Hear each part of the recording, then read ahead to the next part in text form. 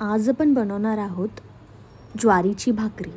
तर त्यासाठी मी 2 भाकऱ्यांचा पिठाचा अंदाज घेतलेला आहे आणि तसंच पीठ मळणार आहे. तर मी यामध्ये टाकलेला आहे कोमट पाणी. कोमट पाणी का टाकायचं, तर आपली भाकरी तुटली नाही पाहिजे आणि त्याला असे क्रॅक्स नाही आले पाहिजे आणि हे एकजीव मळलं गेलं पाहिजे, म्हणून आपण इथे कोमट पाणी वापरणार आहे. आता हा भाकरीचा गोळा पण तयार झालेला आहे.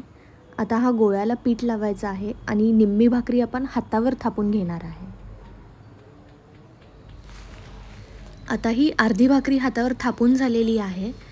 आता ती आपण ताटात घेणार आहे आणि त्याचा अजून मोठा पोर्शन करणार आहे भाकरीचा. खूप पण जाड भाकरी नाही करायची, नाहीतर ती आतमध्ये भाजली जात नाही. इथे मी तवा मस्त छान एकदम कडकडीत तापून घेतलेला आहे आणि त्याच्यावर ही भाकरी टाकलेली आहे.